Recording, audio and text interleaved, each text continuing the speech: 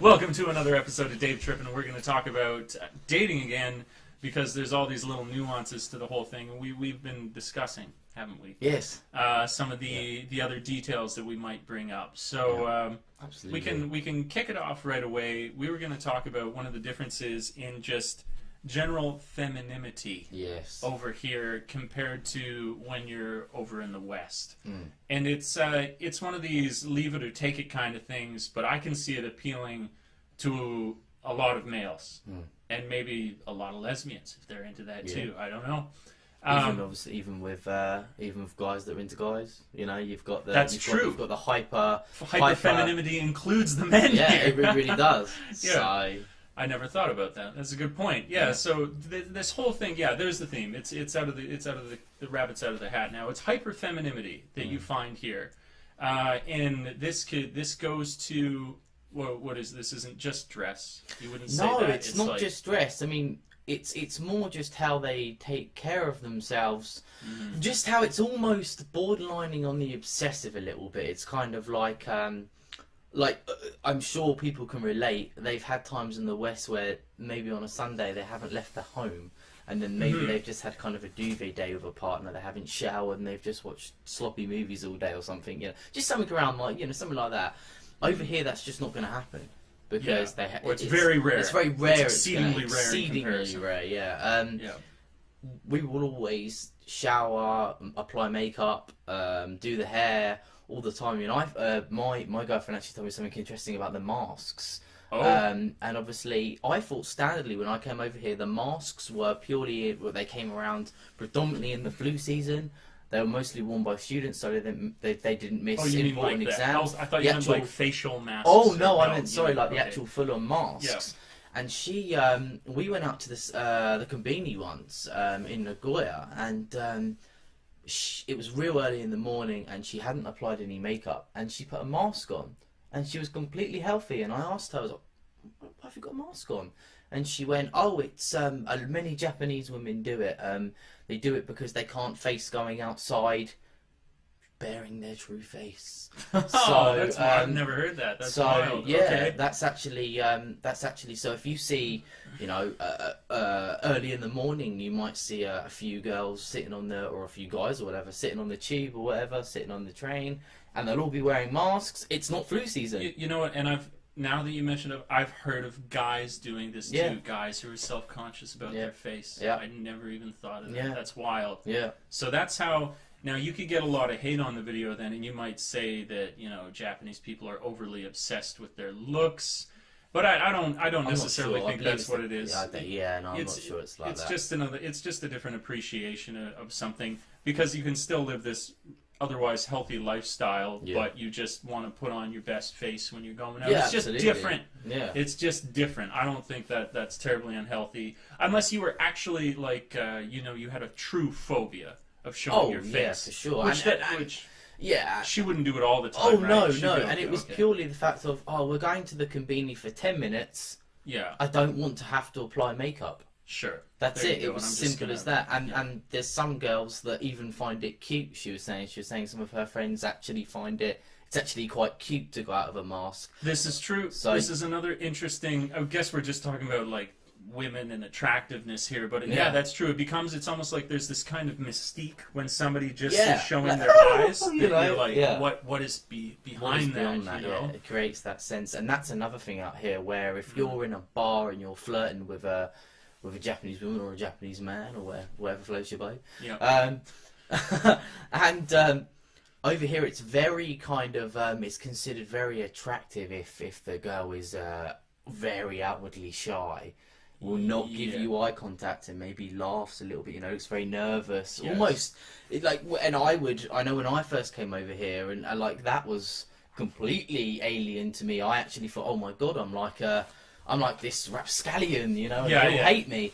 But in fact, it was actually the opposite. And obviously, each is different. I can imagine if you go to Tokyo, where it's sort of much more westernized, it won't be like that. But it's well known that the traditional form of kind of flirting over here, especially from a woman's perspective, towards a man, would be to be very kind of outwardly shy, borderline uncomfortable. Yes. I know that blushing is kind of a form of someone who's seriously interested into into you if they blush.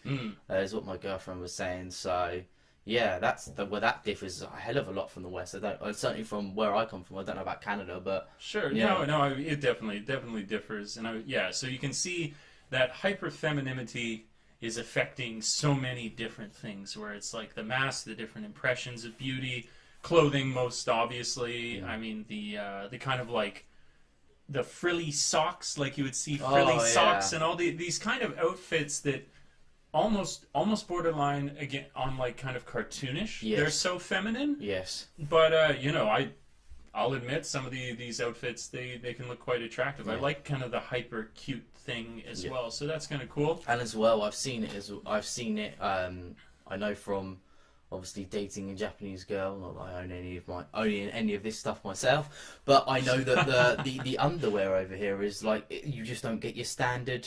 You don't get the standard normal underwear that you would see in the West, Yeah. The normal that slouch around in a bra and panties day. Yeah. It's just not like that. It's all frilly. Yeah, it's all kind of, like you say, super and hyper feminine, hyper cute. Like I've spoken to a few girls from in my previous company, like a couple from Australia, and they were actually complaining. They were like, we can't just get normal bras out here, normal underwear. It's all kind of hypersexual, hyper feminine, hyper cute. Yeah. So, yeah. This is the majority. We're expressing a majority here. I bet I'm you sure could find it. Yeah, but, I'm sure. It's just not. But no, it's not readily. It's not readily advertised. We're not making this shit up. No, we're really not. You go to any mall in Japan. Yeah. And you'll have the Victoria's Secret style shop. Yes. So yeah. What is another thing we could talk about here? We're doing pretty good for time, not too bad. I was thinking about just recently something that really struck me. Now, you're going to get this at different levels, obviously, but communication is a big thing. So when you might go on a date and you start to think about how exactly are you two going to interact, whether it's you've learned the language really well or they've learned the language really well. But language is obviously something you're going to be thinking about when you're here. And it brought a few things to light that I thought were very interesting in the way that we communicate, when at first you might assume someone speaking the language, your language, not as well as you, might make things more difficult. If you kind of relax and open up a bit, I found it's actually quite helpful, where I got this like funny little anecdote where I'd been out with a lovely girl on a date, and we're eating. And I'm a bit of a fast eater, and I would say Japanese women are particularly slow and patient with the way they eat. Like a lot of women are generally, but Japanese women take this to another level, where an appetizer it's very particular. Yeah, it's going to take a while. It's rhythmical, isn't it? Almost, yeah. You could have an appetizer there for half an hour. It kills me. Yeah. And I was kind of like hinting in my own language, trying to hint just in the way that I would to say, you might want to eat a little quicker. I'm going to eat this all. And I said to her, I'm afraid I'll eat all of this, please eat. And she goes, I am eating. I was like, I can't argue with that. It's really blunt. But she's not trying to be rude. She's just communicating basically with me. She's like, I'm fulfilling the thing you're speaking about. And I was like, oh, that's funny. If I were in Canada, I would almost like take that as an insult, where she was so blunt. Yeah. But you don't need to take it that way. You can realize that they're just trying to communicate, and in that way very clearly to you. She's stating a simple fact. I am eating. And I actually had a real similar story to that, where she was eating super slow again. Slow, yeah. And I did say, I was like, oh, you're going to speed up. And she actually did say, I'm sorry, I eat really slowly. Yeah. And that's where I think we differ a little bit, where the one I've bagged is a bit more Western. Yeah. And she's got the girl he's seeing has a little higher mastery, so you wouldn't get this kind of blatant or a little more to the point. We'll say she can get that more of that nuance. Yeah. And then I said to her, I was continuing to eat, and I said, well, I'm just afraid that I'll finish this before you if I keep eating. And she said, so stop eating. I was like, oh, again, that would seem like sort of blunt or rude if I was speaking with someone who was capable of nuance, but when they're not, I was like, no, she just makes a good point. I should just stop shoveling food into my mouth. Concentrate more conversation. Yeah, I was like, so that is a good example where you might assume, because you are not having a nuanced conversation, you'd lose something. But in some ways, if you're patient and realize that somebody's not trying to be offensive, you'll get clearer communication out of the fact that you're, that they're at this level and you're at that level, provided, communication is more than language. Think about that. That's deep. That's pretty damn deep, mate. And if you're willing to adapt, it can be a wholly positive experience. It's pretty cool. What are your thoughts on levels of language? I was just seeing how we're doing on time. Yeah. Good. Actually, I'm really spoiled. I am super spoiled. I don't.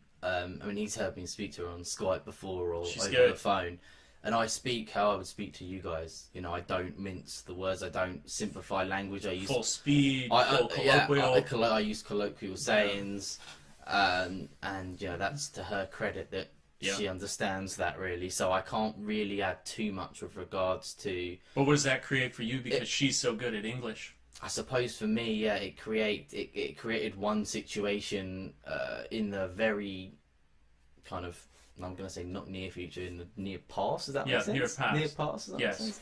Yeah, near past. Where Recent past. The recent past, I suppose. There you go. It's just so much vocab. Yeah.